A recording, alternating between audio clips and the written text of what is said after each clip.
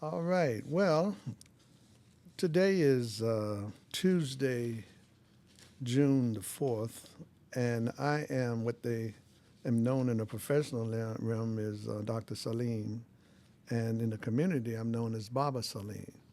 And I have the pleasure to have today a young warrior in the community that I came in contact with when I was doing some restorative justice training here in the District of Columbia. And the young man that I have invited today is Ricardo Miles, who I was so impressed with when we were working together in the training. He just stood out. He had so many intellectual uh, comments and responses. And what I try to do in this work with this documentary or this podcast is to bring the premium returning citizens that I came in contact with under this project. I call this Come Back to Give Back, using restorative justice practices to make a positive difference in the community in which you've come from.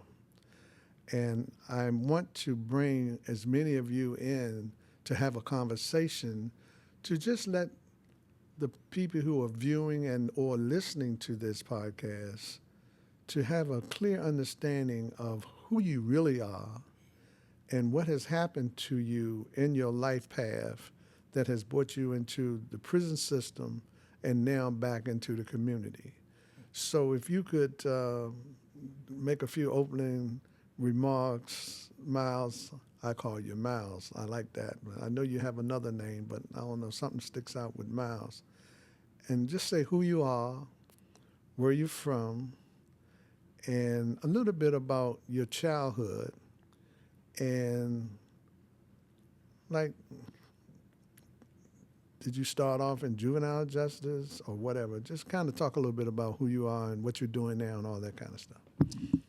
Absolutely. Putting the mic up to your mouth, like, you know. Okay, good. Is it loose? Might have to tighten it up a little bit. Okay, that's cool. Good afternoon. It's truly a pleasure to be here.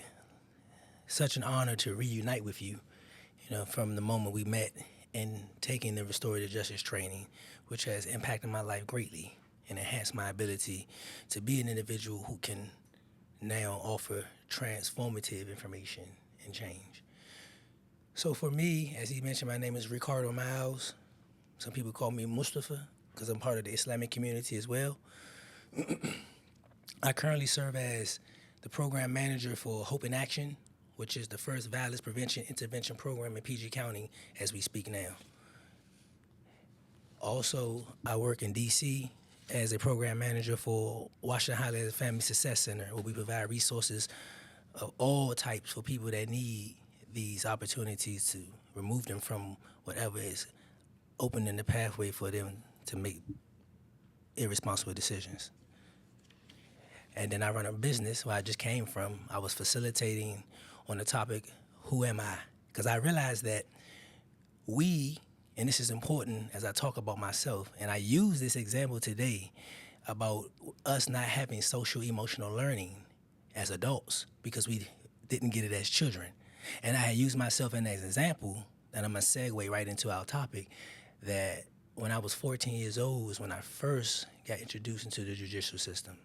And as I was explaining to the participants in the program earlier, I was filled with resentment. I had resentment for my mother, I had resentment for my father, I had resentment for my stepfather. So I was bottled up with all this frustration and anger and rage and a walking time bomb.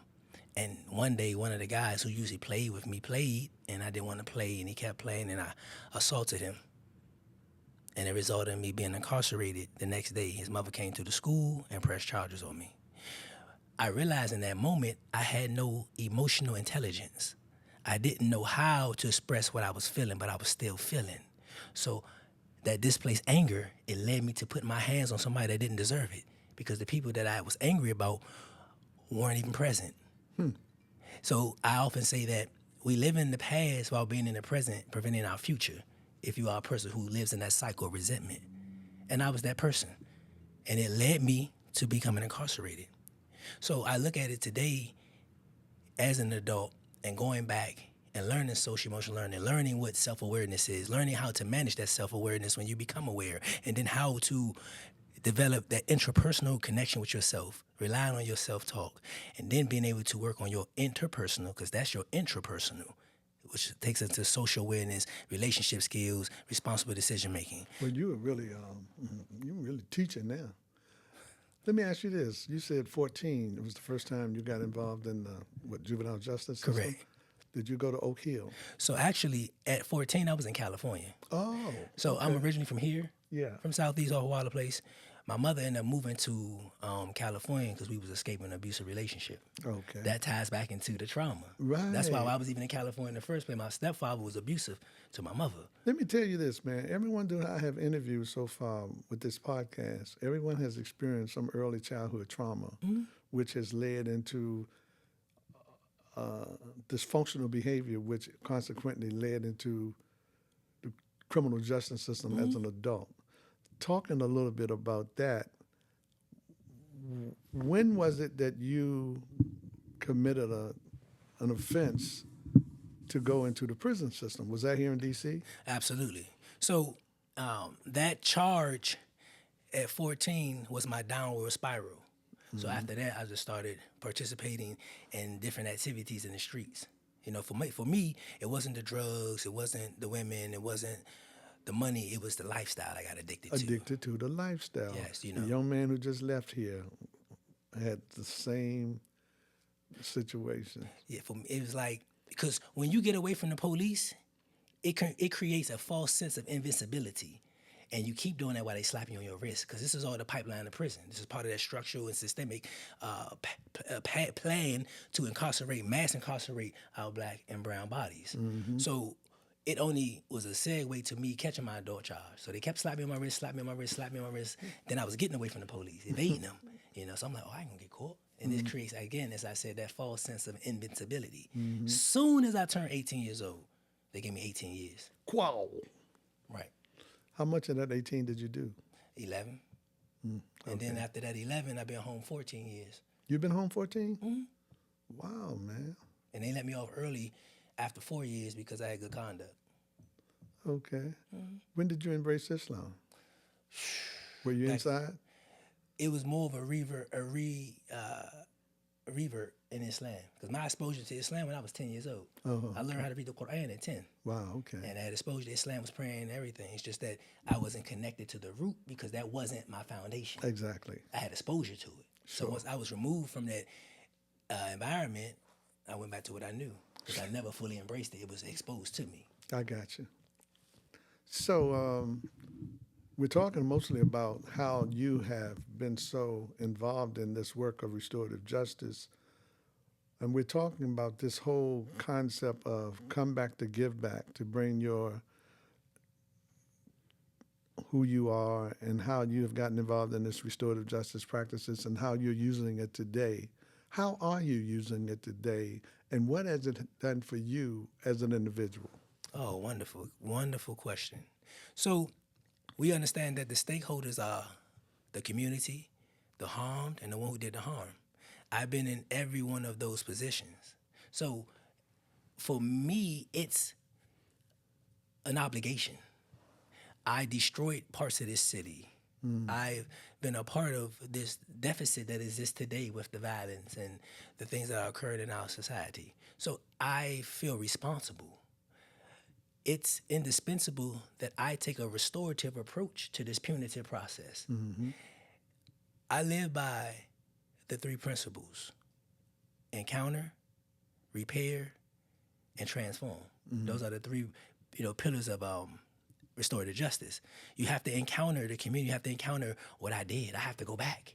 That's what you're talking about. That now that I've done the damage, who's going to bear the weight on their shoulders? Who's going to step into the trenches and do the work? Because if I did it in the negatives, then I got to do it in the positive. So I embrace it wholeheartedly and dive head first into these trenches. To bring about some restoration to what some of the things that you encounter, exactly, repair, and then transform. There you go. So I live by those three principles. I live by the 5 R's of restorative justice. Relationship, responsibility, respect, reintegration, and repair. So it's like these principles are important because they become the eyes what I see with, the ears what I hear with, my hands what I touch, the feet that I walk with. You know, the guidelines become a part of your life because listening to people is an art. When you listen with your heart, then that's sincerity. You may recall in the training how I would always say, if you do this work long enough, you will become a restorative person. Mm-hmm. You will think restorative. You will behave restorative. Everything about who you are as an individual become restorative by nature. Do you feel that that has happened to you on your journey since you have been involved in this work? Absolutely. I was just talking to the participants in the program I just left from about that restoration process, that restorative justice shows us how we are supposed to mitigate and handle our problems. You know, the concept of the police and law enforcement was the afterthought. That was the deciding when the community broke down its moral fabric and decided to let outsiders deal with our problems. We're descendants from indigenous people who had a perfect system of how to hold everyone accountable. That's right. You see? Because this restorative work is nothing new. Exactly. The Native Americans, And the Africans, the West Africans, well, many of our ancestors have been groomed for life to do this work. And it just so happened it has come back to us at this particular period of our lives. So as we begin to wrap up, I know that, time is kind of limited, and I know I can talk to you for the next couple of hours, about many things, particularly what you're doing in this work.